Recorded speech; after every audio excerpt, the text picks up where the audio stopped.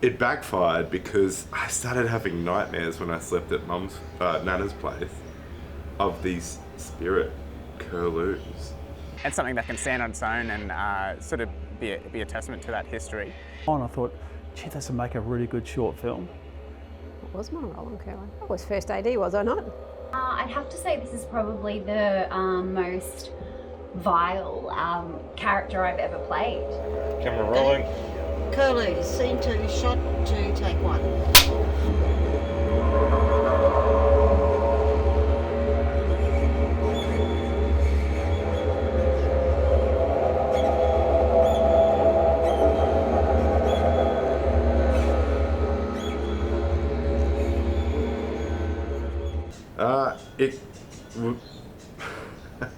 When we were kids, we would stay at, my sister and my brother and I would stay at my Nana's place, which is a property just on the way to Rockhampton from Emu Park.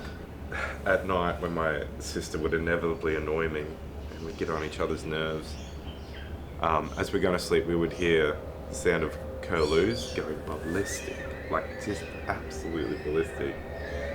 And I used to tell Dana, my sister, that it was dead baby ghosts coming to get her.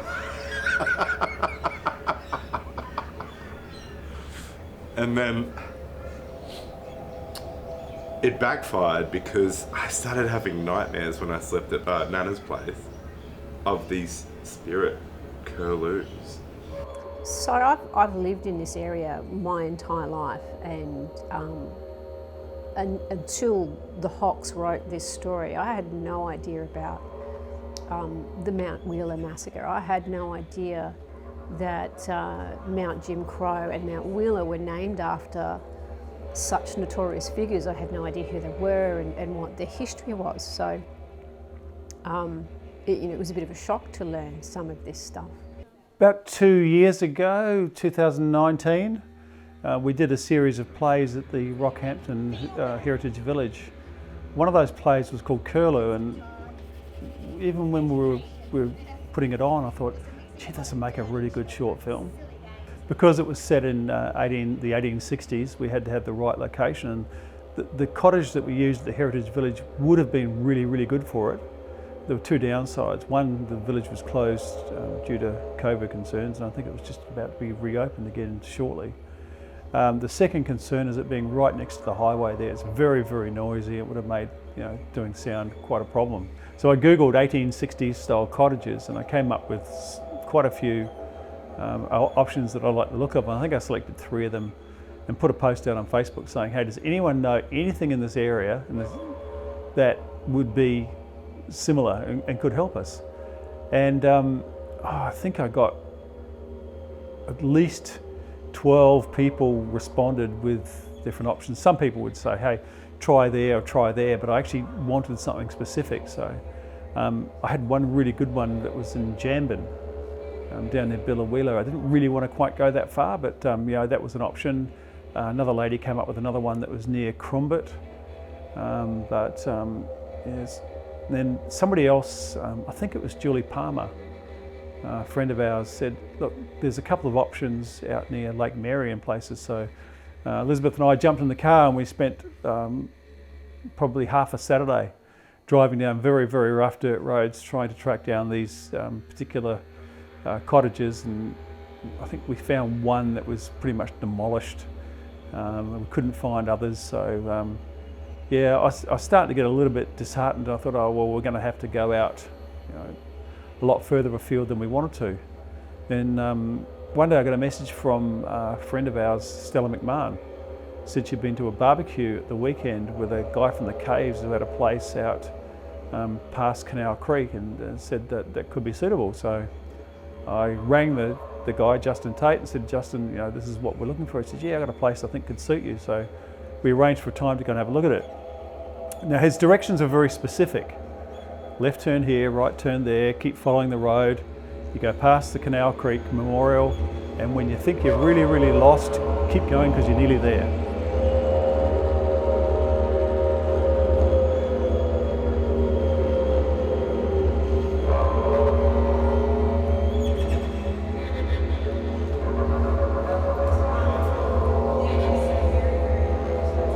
And he was right. Anyway, we finally found the place and I thought, yep, this is it. This is the place that we're going to use. It was literally in the middle of nowhere. Property is 4,000 acres. Yep, and you mainly run cattle, you said? Beef cattle, yeah. Beef cattle, yeah. Beef cattle. And out of that 4,000 acres, obviously you can see we only utilise sort of half it. A lot is lost to steep terrain and timbered country. So. Yep. My grandfather's parents actually founded the area. Yep. My grandfather was one of 13 kids. Yep. That were born and raised on the property. Yep, yep. Grandfather was actually born just in the creek up here.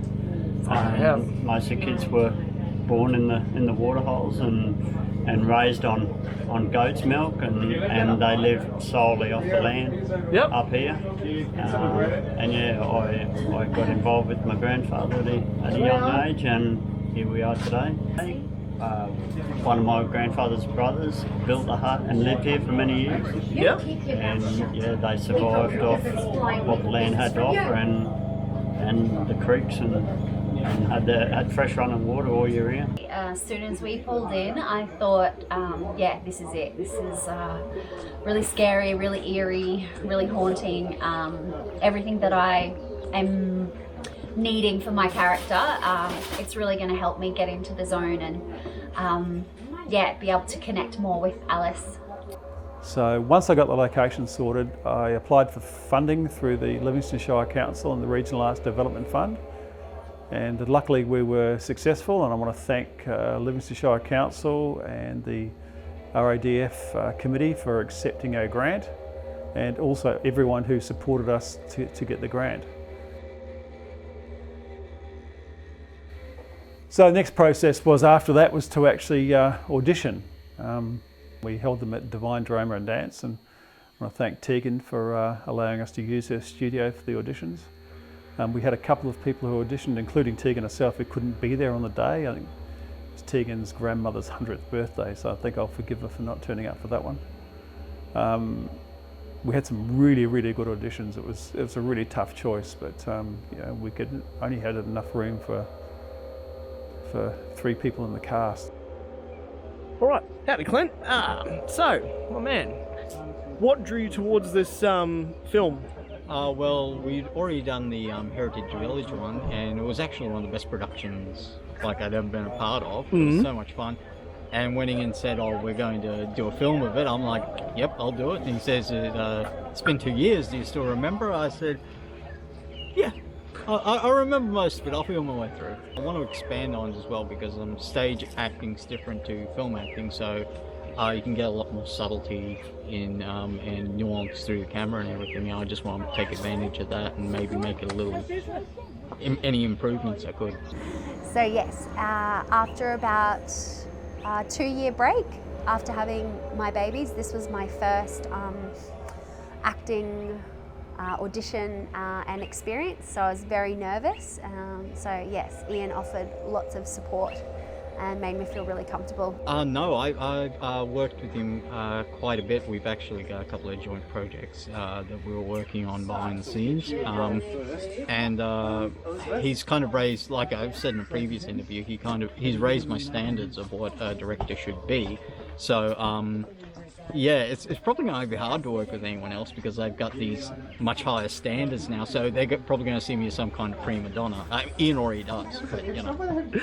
I thought, hey, I'm a 12-year-old, but I can play a 6-year-old. That would be kind of sick. And all my friends, they didn't believe me until they saw the contract. Oh wow, so they didn't believe that you actually got into the role, or they didn't believe that you were in the film? That I got the role or got in the film. After that, we started to gather props. Elizabeth, thank God for Elizabeth and her set building prowess, because she spent time making tables and chairs and spray painting hurricane lamps to make it look like they were authentic and rusty and old. We did have some genuine ones that we borrowed from from Rosemary McLeod and also from the Poon Little Theatre. In the end, we didn't end up using them because I was a little bit, we were a little bit doubtful that they would actually be able to light. And so we bought some cheap ones from BCF and spray painted them to make them look old. During pre-production, I was involved in the preparation of props and set dressing. So, which was a challenge. I was very time poor in the weeks leading up to this production. So that in itself presented a challenge. But so I prepared a table for inside the hut. I also tried to prepare some time period appropriate stools. I didn't really have time to do appropriate stools. I'm aware that the stools of the time would have been three-legged stools with like fencing wire and a slab of wood. Didn't have the time, so my theory is that Donald's a bit of a thief and he stole some apple crates. So I actually just whipped up some apple crates and that they became our seats inside the slab hut. Fortunately, because it was such a dark setting, you didn't really notice too much with the what we'd use for tables and chairs, because they certainly were not. They were a bit anachronistic, so we got away with it with the darkness, that type of thing. So I at least wanted to have something that was plausible but also sturdy, because I'm a little bit of a safety nut. So it was my other, another part of my role was to make sure that the props and also the filming site itself was as safe as we could possibly make it. One of the props that we really needed was a genuine 1860s style rifle, and we did some research on it, and I found out that the main rifle they used back in the day was a 3-band Enfield. This is the rifle that we got. It's a replica of a 1860s actually 3-band Enfield. It is proper weight, proper size. Mm-hmm. Got it from a place on the Gold Coast. It will cock, it'll click, obviously won't fire, the barrel's all blocked up. Mm-hmm. The only thing we've modified is the ramrod. It came with this, it's like a piece of dowel. Mm-hmm. So that's where you push the jamming it in through. We don't have any ammunition, so we're not showing that in the film. We're just gonna, and we've got 2 ramrods, one short one, so it looks like it's actually going down. Going in and through, into the barrel. Yeah, so that was their entire props and costume budget went on that. But definitely well worth it. Yeah, the other option was to hire one, a real one, which we could have got, but we would have needed to pay the hire fee and also an armourer to be on set. Yeah. And it was cheaper just to buy this. Cheaper just to go outright with that, yeah. Right. I also bought a gunpowder pouch, which is actually a genuine one from the 1800s. I got that from somewhere in Ballarat, I believe. The other thing that I really wanted to try and get right was costume. Costumes were going to be a bit of a challenge, and I was trying to figure out, we went around a lot of op shops trying to find the right stuff. I suddenly thought, Joanna Smith. She has a company called Creature Creations and she makes cosplay costumes. I thought, surely she can make a dress. So I went and had a meeting with her and her grandma, and yep, sure enough, they came up with the perfect costume for Tegan's character. It was just awesome. Regarding the boys or the males in the cast, I think I got the bulk of it from either Vinnie's or Big W, and we just distressed them and made them look old enough, and I think we got away with that. Clint's hat that he wore actually was a replica Civil War hat. I think it was a Confederate one, but didn't have the logo on the front, so I got that online.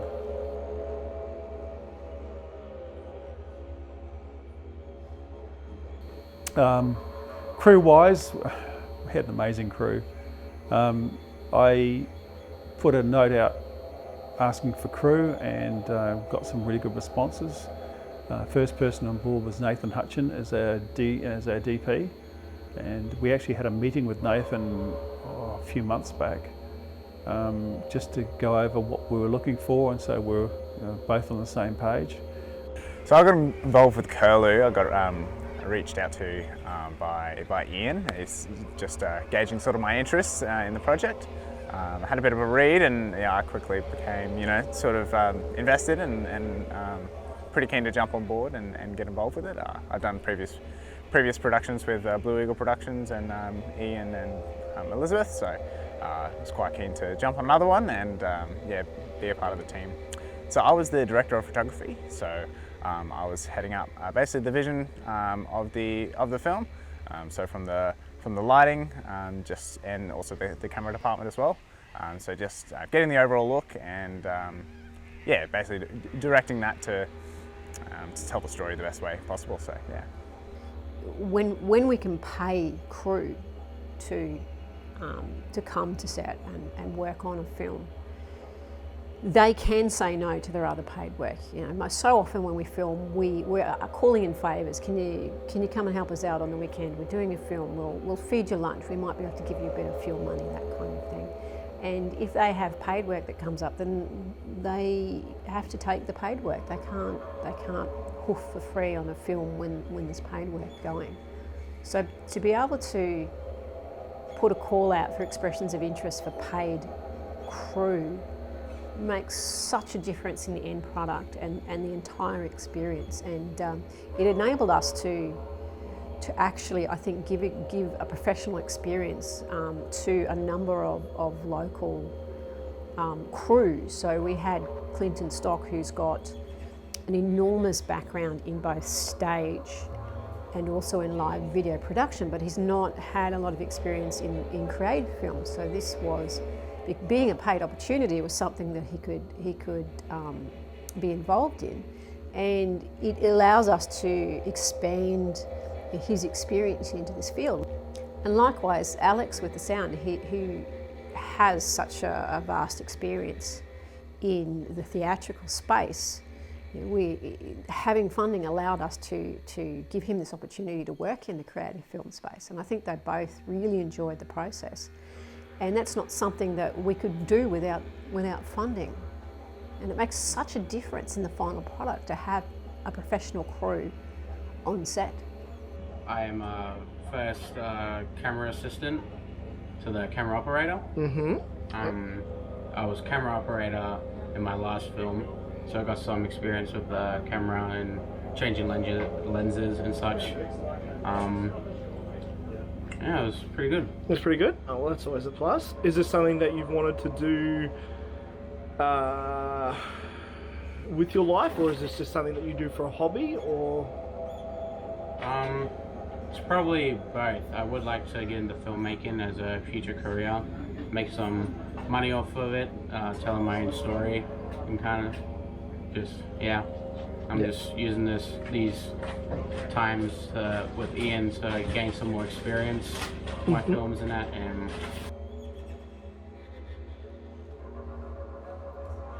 I got together with the cast on several occasions to run some rehearsals. So especially with Connor, because it was his first time in a film. Yeah, so I only met one of the actors who played my son. We met for a quick rehearsal before the filming, and then everyone else I met on location, on set. I had worked with Clint on a past film. We did Lost and Found together many years ago, but he played a homeless character in that movie, and I played a character that was very soft-spoken and introverted. So we didn't actually communicate that much on the set of that film because we were both immersed in those characters at the time. So on the set of this film, we had a lot more fun together, playing around, joking between takes, and that was really fun. We got the rehearsals out of the way, I had the crew on board, we had all our props and everything in place, and then came time to shoot. The lead up to shooting, it had rained quite a bit, so the roads going out that way were quite wet. Our car got caked in mud and cow dung, and but there's nothing you can do about that. So Elizabeth and I spent a couple of days out there dressing the set to try and make this rundown old shack looked like it was somewhat livable. The other thing that was a little bit of a concern to me was I wasn't sure when the next training was happening in the Shoalwater Bay training area, because we're only about 1,000 metres or so from the boundary of the Shoalwater Bay, and the last thing I wanted to do while we were shooting at night in the 1860s production was to have bombing runs going on over our head, or you can hear machine gun fire in the background, but luckily that won't happen until for another month or so. So I won't lie, I had my concerns about filming out in the middle of nowhere, 20 minutes from the nearest cell coverage. Had anything gone wrong, it would have been a challenge to make sure that we responded in an appropriate manner, but I think that all the preparation that we did to make the site safe and to prepare the cast and crew for the site paid off. And our preparations in clearing, safety hazards certainly paid off. The weekend itself was a challenge in terms of filming, because we were out in the middle of nowhere. Had we forgotten a piece of crucial equipment, well, so sad, too bad. We would have had to have found a way around it. Luckily we didn't. We had everything we needed. There were no toilet facilities, so we had a camp toilet. It was cold. So it was certainly a challenge, but in spite of that, it was actually one of the best shoots I've been on. The shoot itself went really, really well. It was cold. It was really cold out there. We were located in a valley, and the cold air just seemed to hang around, but I think that actually helped with the atmosphere. Everyone performed really well on the day. There were no issues at all. Even the wildlife performed. Right at the end of one scene, a bat sort of screeched in the background, and Tegan just reacted to the bat and then carried on. It was just perfect. The makeup, I got to make everybody filthy, dirty, ugly, and nobody had to be beautiful. It was great fun. I got to make the gorgeous Tegan look very haggard, old and unkept, which is unusual because of course she's not. She's very beautiful and always lovely in herself. So I spent heaps of time with Narelle, who was the hair and makeup artist, because we decided that Alice would be quite we aged her a lot. I had blacked out teeth. We really had to make my skin look really aged and sun damaged. So I spent lots of time in hair and makeup, but that was great. Narelle did an amazing job. Yeah, I think the whole team sort of pulled together. It was good to have a lot of extra set of hands and people that were available to, can you run, that 10 metres, careful, maybe not run, can you walk with a flashlight very carefully to the light over there and just tweak it this little bit, or hey, can you be moving light stand so that, you wait for a couple seconds then come out and point the light so that we get this effect. So it was good to be able to have those people there, as well as, the people with the expertise, just to be able to focus on what they needed to do, so that we could all do our job individually as well. So blessed to be the DP and of this project. It should be a good one. It's a cool story, important story, and yeah. Is that what drew you to wanting to do this? Well, I'm always happy to do anything, so I'm pleased to be a part of it. So. Yep, no, that's always good. Have you worked with Ian before? Yes. Yes? Yes. Enjoyed working with him? Enjoyable. Always good, always good. And can you walk me through the rest of your crew? Oh, this is our camera operator. Yes. We've got first AC. Introduce yourself, boys. Leon Taylor. We spoke just before. Yeah. Quentin Stock. Very good. And Hello, I'm Kurt. So mainly with Ian, I've been an actor in front of the camera, and now, as years have gone by, I've been taking more and more roles behind the camera, like sound, mixer, and now tonight I'm doing grip. Excellent. And do you have a preference? Do you prefer in front or behind?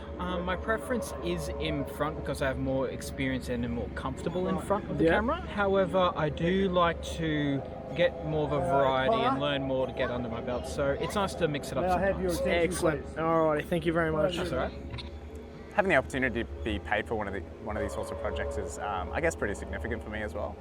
working full time and having other commitments as well, it definitely makes me feel valued for the time and what I'm bringing to the production. So it makes me feel as though I'm offering something of value, and that I'm wanted there on set to be able to work hard and do the best I can do to be service to the story. The whole crew was so friendly and professional and so helpful. I think Mick was in between takes, he was covering me with a jumper and then quickly taking it off because it was so cold. Mick also helped with the stage combat because I had to fall with the gun, which was a little bit scary, but he helped me with that. All the guys doing lights and sound, and yeah, everyone was so supportive and awesome to work with. I've had the pleasure of working for Blue Eagle Productions more than once now, and last time it was a feature film, and it was lovely to work with them again on the film and makeup.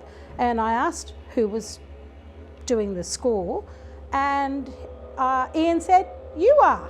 And I went, "Okay then."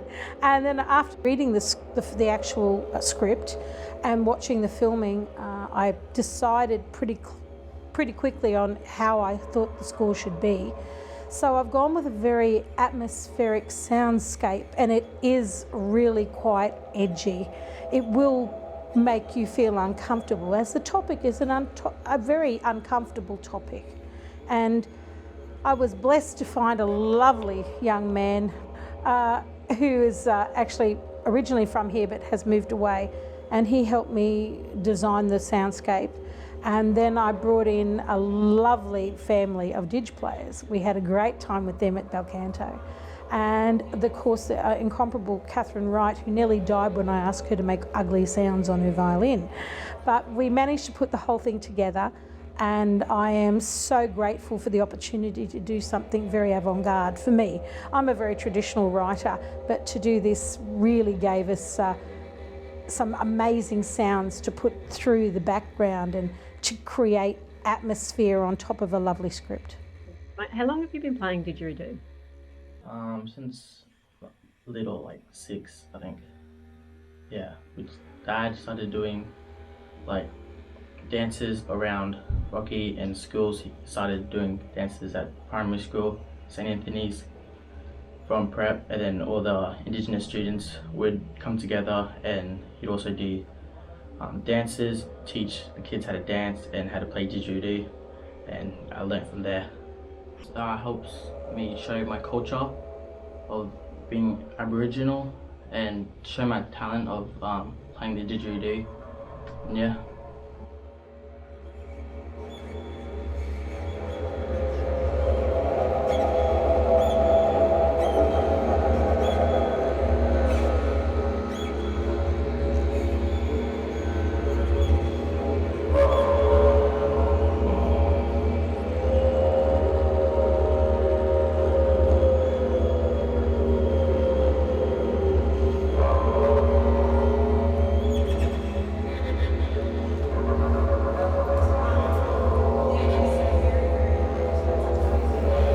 I always thought, like,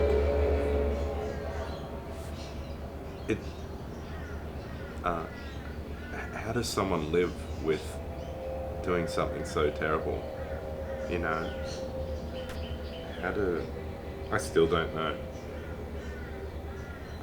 Like, I couldn't imagine it, you know, you'd have to degrade someone to the point that they were no longer a human being to be able to do something like that. Perhaps how we treat cattle or poultry. You know, we put a pretty name on it, but at the end of the day, it's a cow that we've killed to eat. Cow, you know, it's not beef, it's not a brisket. It sounds delicious, but it's, you know, I guess the point I'm trying to make is that, well, the thing that I wanted to explore with this short script is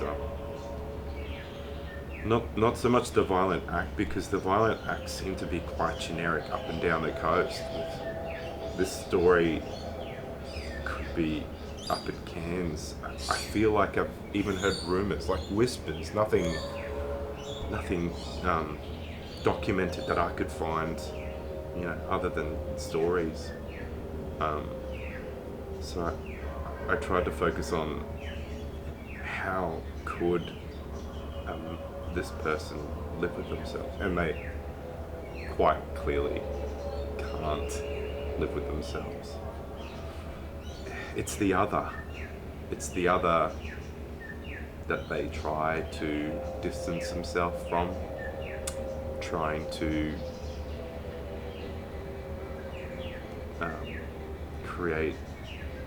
turn them into some kind of a pest, like a nuisance on society. I think I tried to do that with the mum character by getting her to only refer to him as a pest.